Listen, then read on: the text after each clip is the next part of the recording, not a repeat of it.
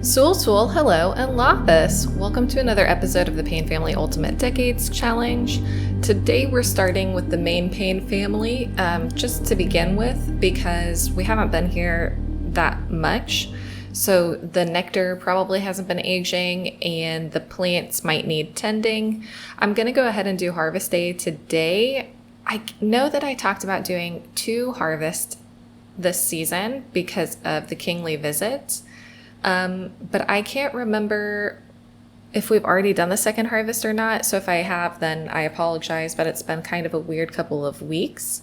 And I sent Heidi to the farmer's market because we're like pretty low on a few different things, but we're also so poor.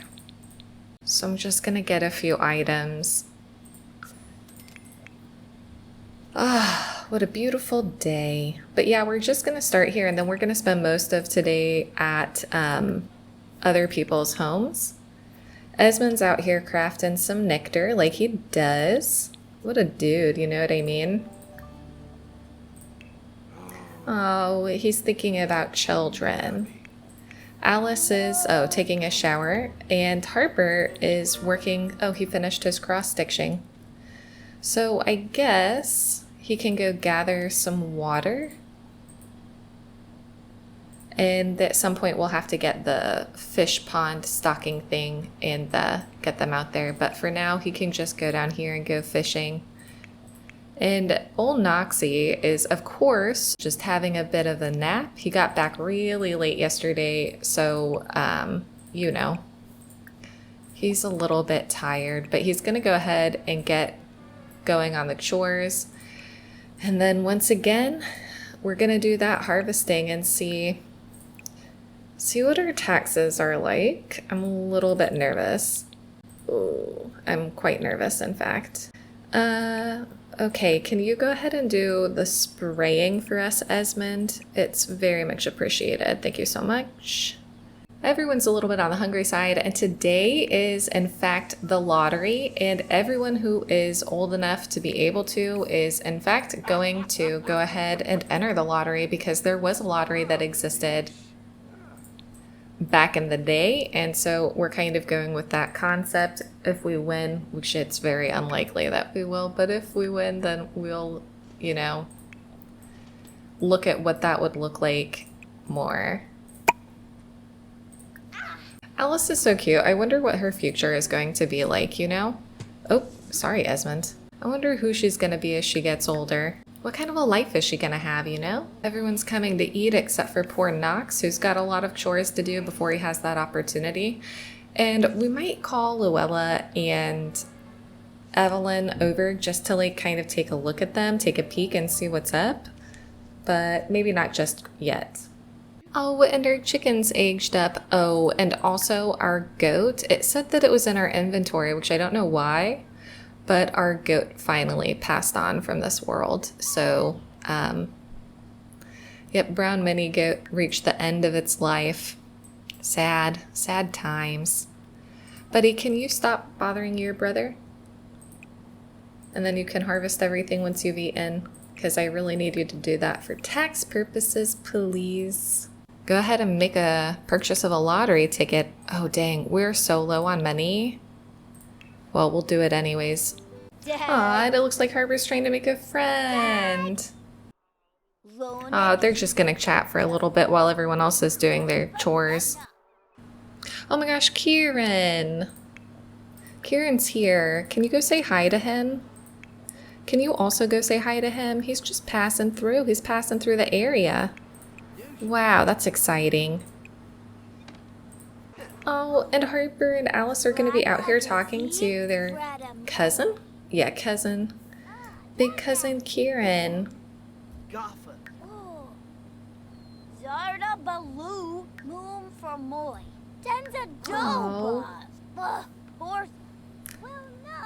No, buddy. You can play with your toy if you want to, but you're not going to make a mess.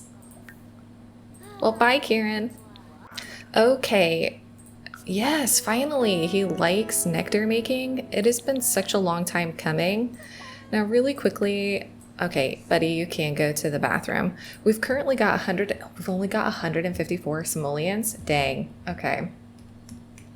we're not going to have enough money for these taxes. I can tell you right now. Okay, so what we've harvested today.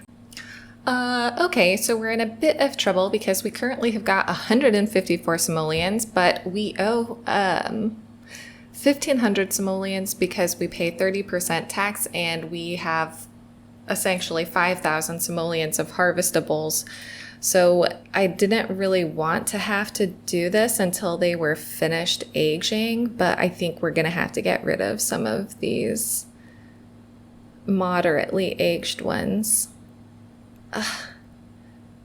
Okay, we're going to hold on to the most expensive ones. Esmond, buddy, I appreciate that you want to cross-stitch, but I need you to come and sell some of these guys.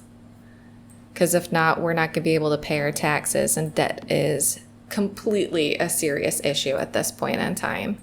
But that means we'll owe more taxes. Okay. Good thing I thought of that. We're going to go ahead and sell these guys as well. And just to be on the safe side, I'm going to sell that one too. I don't trust that there's not more. Okay. Okay, so we sold some nectar and cross stitch to get our finances to 2,277, but that means that we owe 30% taxes on that as well, which means that we would owe 683 on that. And if we add that to our earlier 1,500 simoleons we owe for our harvest, that means that we owe 2,183 simoleons in total. Oh my gosh, Esmond! He just spent 155 simoleons on getting a cross stitch, so that means that after that money has gone out, owing the 2,183 simoleons, we're going to be left with exactly 133 simoleons again. Oh my gosh, this is going to be so hard. This is not going to be an easy start over. Okay, well, on that note, we have a lot of people to see and a lot of things to talk about. So I'm going to just dump these pieces of produce into their larder, and then I'll see you when we get to the next household. Okay, so here we are back at the Nilsen house where Sophia and Alkir are living with their 2 little babies. Are you getting your diaper changed like I asked you to, please? Excuse me, sir, I need you to change your child's diaper. Sophia is currently supposed to be... Sophia, I need you to make a cake for yourself, please. She's rebelling. I don't know why. So yep, today is Sophia's young adult birthday, so it's not as hairy of one, but you know, still. It's still just a cause for concern, potentially. Why don't you go ahead and clean that up, and then you can play with your sibling. You can make some funny faces and tell a goofy story. You can go ahead and get some leftovers if you don't mind. And Sophia, how's that cake coming? I'm going to keep an eye on you because I don't trust that you are not going to cause some chaos. It's so easy to forget, but Sophia is a Gen 2 sim, which is crazy, but it's because Vilkas had kids so much later than his siblings did, since his siblings, you know, didn't quite make it. Okay, so Sophia is evil and a dog lover and gloomy. Oh, I did not see that coming for her. Okay. And I think I'm going to re-roll her aspiration because I'm not sure it's the same as Jungle Explorer as it was before. So let's see what aspiration she ends up with. First one doesn't count, so number 2, an athletic aspiration. Okay, which one? Number 2, extreme sports enthusiast and Mount Kamarebi. Jeez, she and Seamus. Okay, we can consider how this might go in the future. Sophia, you've kind of startled me. Go ahead and add those birthday candles just in case anybody gets any fast ideas. Oh my gosh, dude. So while Sophia is cooking and Sten is playing with his dad, oh, cute. I guess the things to note about Lithuanian history this year is that in 1337, Bayerburg, which was a wooden castle, one of 3 that would be built in kind of the same areas, but their exact locations were lost to history, was built on Marienburg Island, and the who's who that supported it included King John of Bohemia, Duke Henry of Bavaria, Go ahead and grab some serving of that when you're done. The forces included people from Bohemia, Silesia, Bavaria, the Palatinate, Thuringia, the Rhineland, Holland, and Burgundy, in addition to the Teutonic Knights and their militia from Nadangia and Sambia. So I imagine that it probably did really feel like the whole world was against them at this point, to the Samogitians. Bearberg will become a major point for raids and large expeditions heading into central Lithuania, which is why it's important, because it was really hard originally for the Crusaders to get to central Lithuania for a number of different reasons. And so this is going to give them a lot more access than they had before. At some point in 1337, Gediminas did try to besiege that castle, but it was unsuccessful.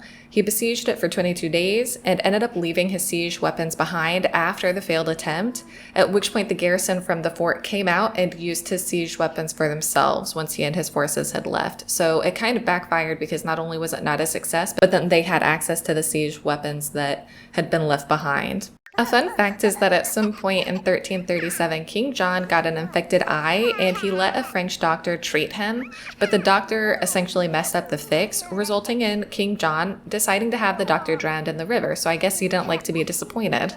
When he got to Prague, he met with an Arabian doctor who was also unable to heal him, and by 1340 it would actually spread to his other eye and he would become blind.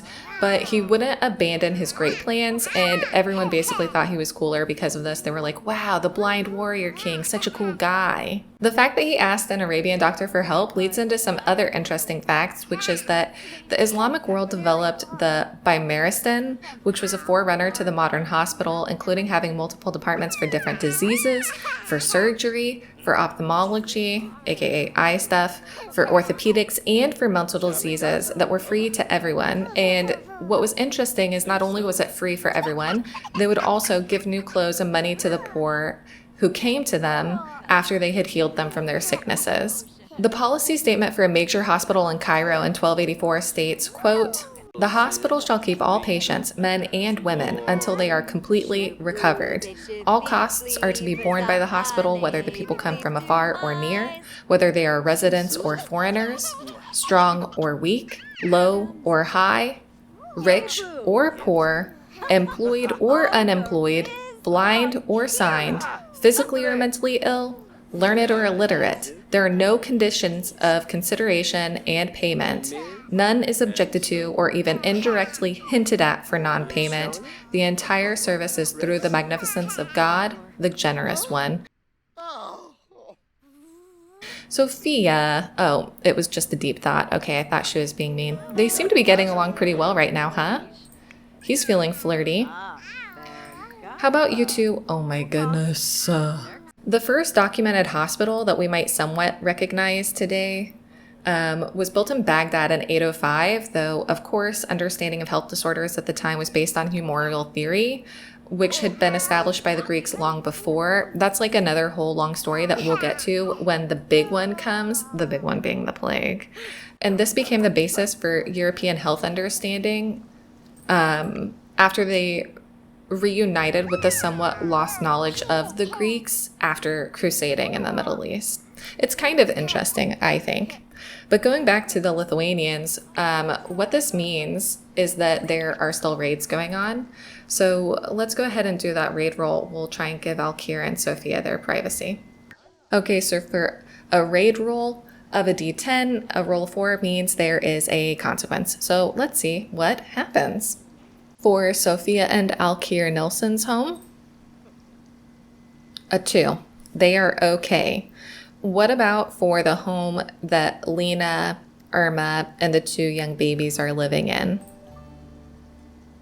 5. Oh my gosh, that's really close. Okay. And what about for Darius and Isabel's home?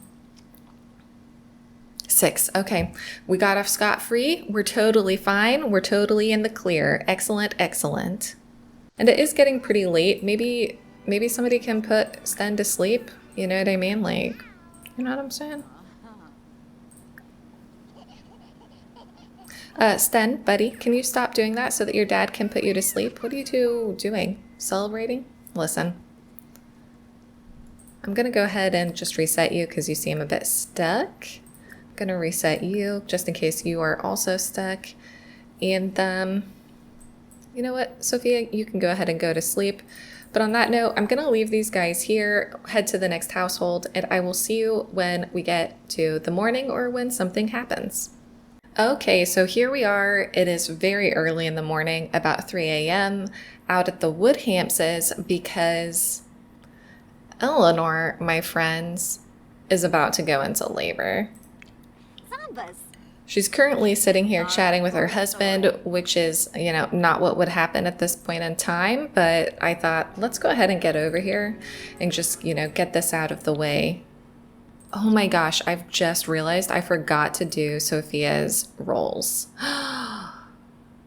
1 second, I'll put this over some other clip of Sophia, or at least a picture of her, so that we can see what would happen. Whoopsies. Okay, so for Sophia to survive her young adult age up, she just cannot roll the numbers 6 or 14, that's all. So first one never counts, and 11. She's totally fine. Of course she is. Yola. Go, Eleanor! Another baby? Oh my gosh, he's sprinting past with his son. He's like, let's get you in the bath, buddy. You don't have to see this. Come on, Eleanor, come on. And baby must be here. It's a boy. Oh, cute. The name that I chose, if it was going to be a boy, is the name Egbert. Oh, whoops. Egbert Woodhamse. Oh. She really wants to play ping pong, but... Oh, welcome to the world, Egbert. Okay, let's see. Are mom and baby going to survive? Okay, so for Eleanor to survive, she cannot roll the numbers 1 or 11. This is from Sophia's roll, so 2. It was close, but she's fine. And baby Egbert cannot roll the numbers 1, 5, 7, 10, 12, 15, 17, or 20. No, not again. Oh my gosh, they've had such bad luck. Oh no. Oh god. Oh my gosh, this is brutal. So that's the 3rd baby they've lost in as many baby attempts. The only reason they still have 1 child is because he was a twin. Oh my goodness. That must be so hard. I'm so sorry, Eleanor. I'm so sorry, Edward. And she's now incredibly depressed, which makes sense. Why don't you go cry it out and go to sleep? He doesn't realize yet that he's this upset, but he is about to be. This must be so hard. This is awful. Yikes. These two are just having the absolute worst time ever. They just cannot catch a break. Luckily, they have Osmond, but there is so much pressure for nobles to have an heir to spare. It isn't actually even funny. So, I don't know. Hopefully, they are able to keep going forward. They still have 8 baby tries, but this is certainly a brutal turn of events. I will see you when we get to the next household, though. Okay, so here we are at the Brewers. Aiken III could get married today. I'm not really in a big rush, though, because his household will be full once we move his wife in, and he still, I think, is only 17 at this point, so he could get married, but it's not necessarily strictly required, because peasant people tended to marry a little bit later than nobles, especially the girls. But, oh yeah, it's All Souls Day. I'd forgotten.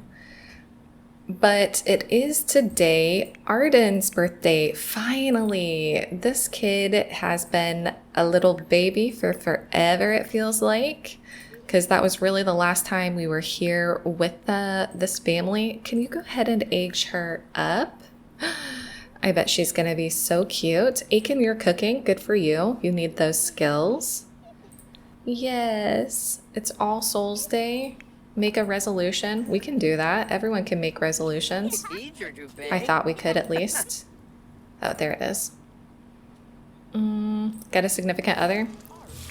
Yeah, because technically they aren't together yet. You can raise a skill. Elizabeth, will you come pick up your daughter and age her up? Oh, you're stuck. Got it. I got it. Oh, look at this kid. So cute. Okay, let's age her up and see. How does she look? She's aged up to be from cautious to clingy. That makes sense. That makes a lot of sense. Oh, she's come out with some cool glasses. You're playing with a toy. What are you up to, kiddo? You want to go talk to your sister? You can work on raising a skill. You've got your goal. I don't know why you're dazed. You can make a resolution to, I don't know, lose weight, buddy. Food coma. And your resolution can be, I guess, raising a skill. Okay, let's get this kid in CAS and see what is going to happen. For toddlers to survive their age up, they cannot roll the numbers 4, 8, 12, or 16. So 11. That was cutting it close, but totally fine. So good for you, Arden. Oh my goodness.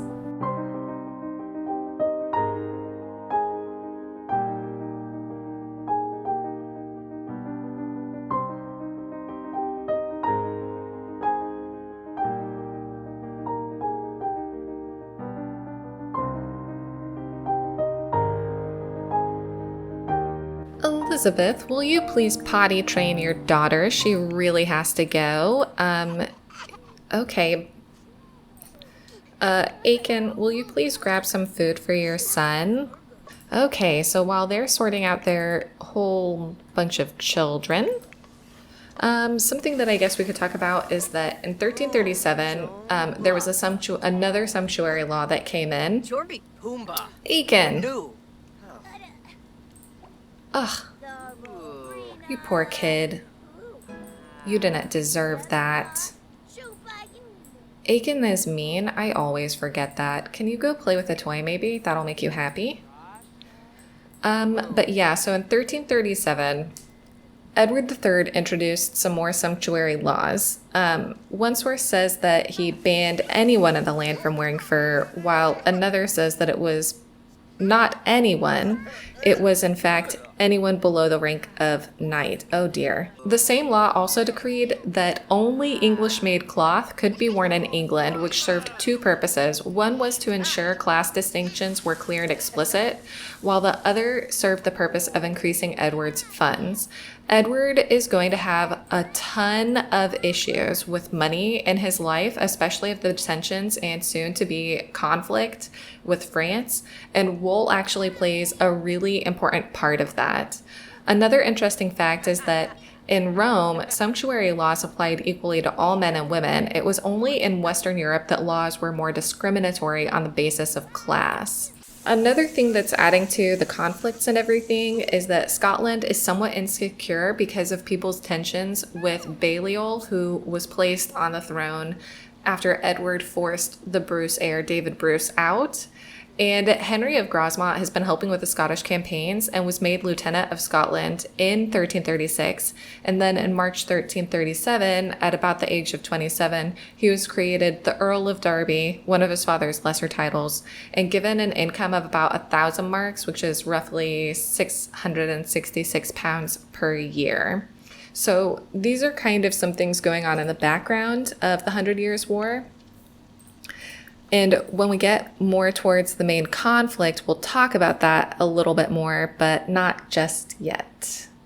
And we're going to go ahead and leave this family here and pop over to Marisol's to check in on her and see what the deal is with her. So I'll see you when we get to Marisol's home.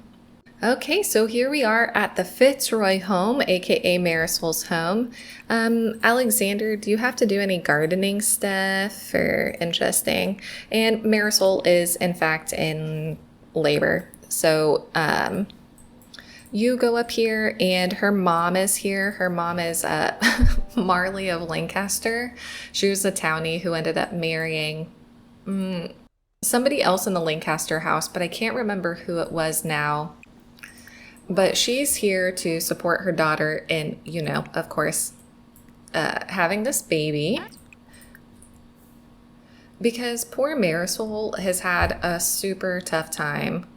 But yeah, I feel really bad for Marisol because she's just kind of gone through it with not really much by way of support system. But it's okay, Marisol, you can do this. Go, Marisol, go. I know it's scary, but your mom is here, and we're going to imagine a physician is here with you as well. Their understanding of medical things was a little bit rocky, but, you know, they did their best. Oh my gosh, she looks so scared. She's like, what is happening? Honestly, me too. A girl. Oh, that's so cute. I thought that maybe they would name their daughter Philippa if they had a daughter. So Philippa's the name that we're going to go with. Oh. And a boy. Okay. Gosh, great. Your genetics. Okay, we're gonna name this baby Adam after his father. Although reusing names has been a bit hit or miss lately. Okay, let's give it a try. Twins, dang. Yeah, sure, Alexander, you don't have to like cross-stitch. Nobody asked you to, bud. Okay, which one is this? This is Philippa. Where's Adam? Okay, he's down here in the bedroom. That's fine.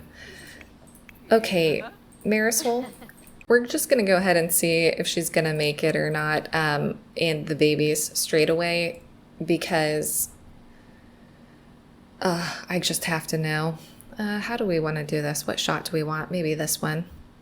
Okay, so for Marisol, she cannot roll the numbers 1, 11, or 15 because she has had twins. So 15 is the extra number. If you decide to have twins, you have extra risk. And she has to roll twice. So Marisol, please make it. I feel so bad for her as a character. Okay.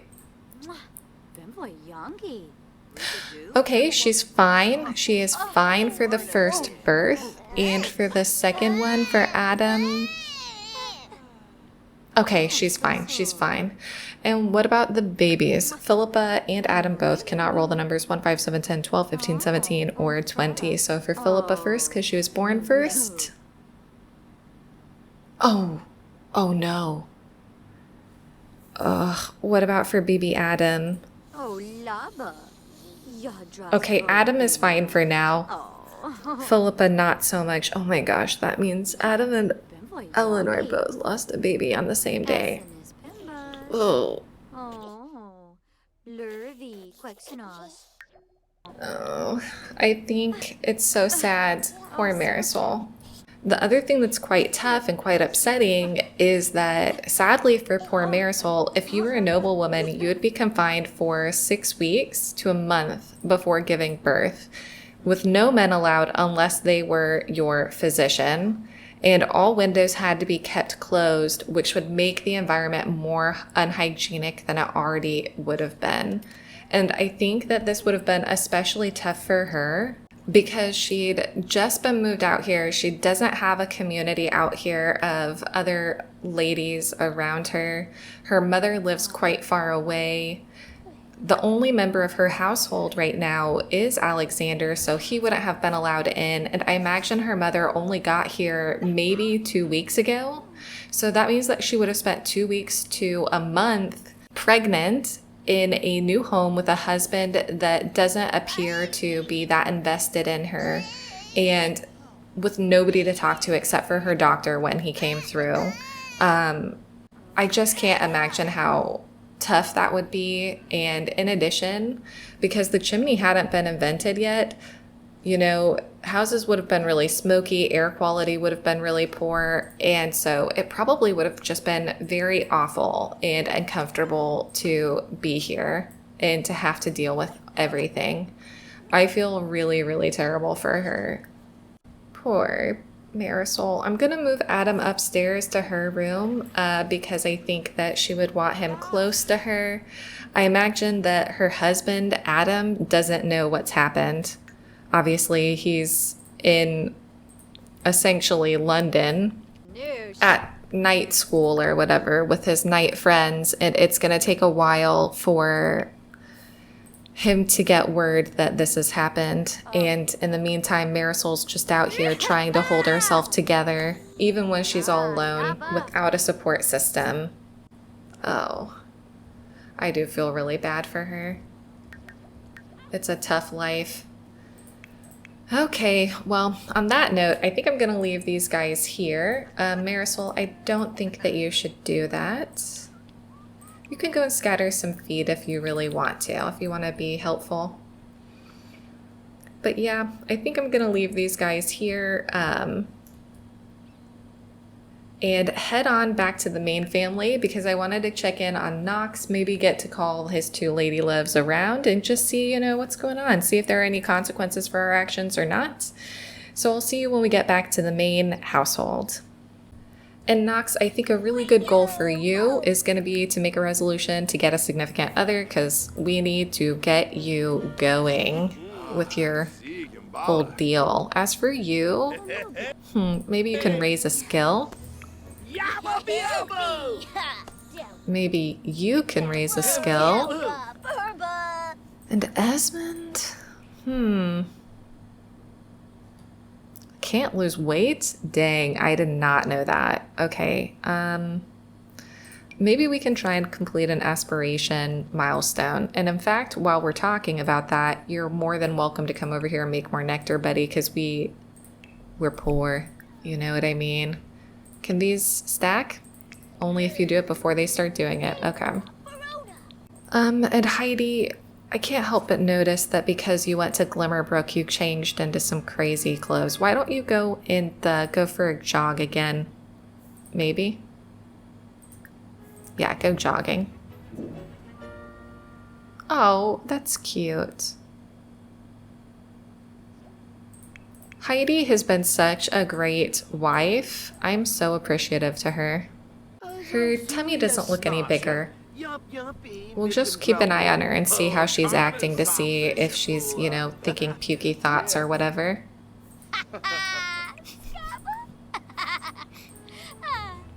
I don't think that she's pregnant. She's not thinking any pukey thoughts. She's not really thinking about babies. And she doesn't look like she has a big tum-tum. So it may not be the thing, May not be the thing. Oh, he wants to woohoo with his wife. Listen, I love that for you, but I can't have you have any more kids currently.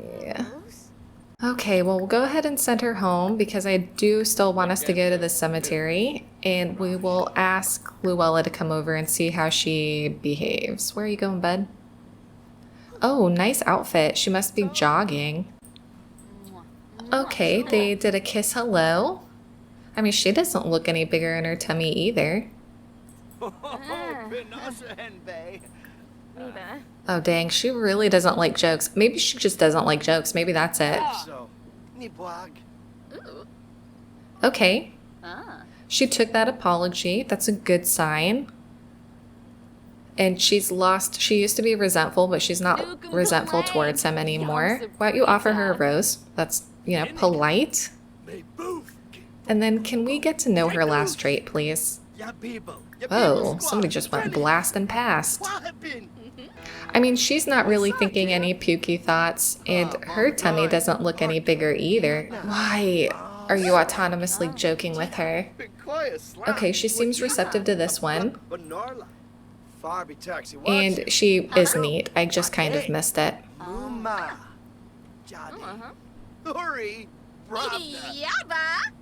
Okay, she did like that one. Okay.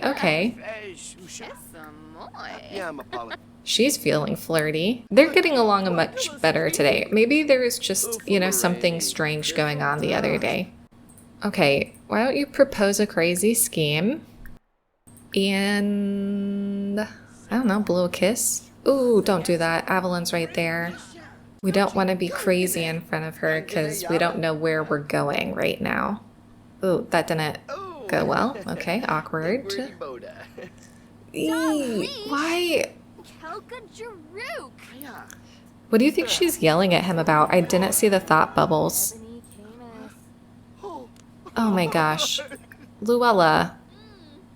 I guess we're gonna apologize again. Wait a second. Wait a second. Whoa, whoa, whoa. Oh, dang, dang. Guys, she wasn't looking pregnant. But guess what just showed up out of nowhere? And look at this walk now.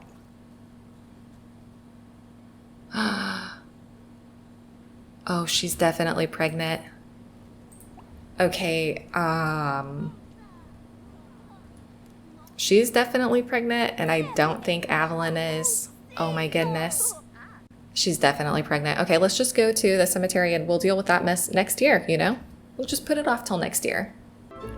Okay, so in the spirit of fairness, the outside is not very exciting currently. I've placed it in Forgotten Hollow because I don't think I'll be using these lots anytime soon, but you can see it's kind of just a block.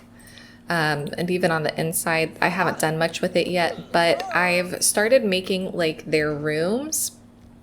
I'm putting them down here. They're all color coded, so this should be Darius's room.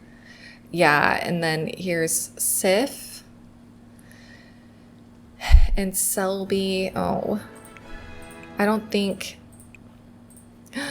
Can we not mourn anybody anymore? Oh no. And those are ones that I haven't decided where they're going yet. Over here is Dovile's whole family, all of her losses. Okay, congrats. Don't pull me that way. It's scary on this day. And none of them can be mourned now. Dang it. And over here is Vilkas's line. Why don't you come and mourn? And mourn Vilkas. I mean, you didn't know these people. But okay. Who is this? Johanna. You guys didn't know these people, but they can represent the idea. Camille. Oh, Camille. Oh, Camille. Oh, Camille.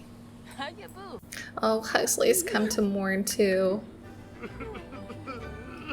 But yeah, this is kind of the plan for that I have for their sort of like final resting places, is that they'll have their own rooms. And then, for example, this is Dovile's room, Dovile Marite from the first generation. And so I imagine that off to the side is where the different branches will go. For example, Aiken's branch will go over here and so on and so forth. Off of Darius's branch, there will be some that comes out this way. But for now, I mean, all of his children... Oh, that's right. I turned headline effects off. For now, all of his children are here. Like there's Aidwolf. Here's Selby, of course, Darius, Sif, first gen Sif, and Edgar. The ones that they lost, you know? So, oh my goodness, look at this guy. So yeah, that's about where things are. Alice is making friends with her cousin Camille, deceased cousin. Well, cousin? Second cousin? You know, with her family member Camille, the ghost. But I think that on that note, it's pretty close to midnight, and I'm gonna leave it here. Please let me know what you think about Knox, the whole Knox situation. I don't know. I think that Knox is gonna be getting married to Luella. And being bullied for the rest of his life. But, I mean, he kind of takes it on the chin. He doesn't seem to get too upset or anything. He doesn't get resentful. So maybe it'll be fine. Thank you so much for watching. I hope you've enjoyed this part. And I will see you in the year 1338. Bye-bye, everyone.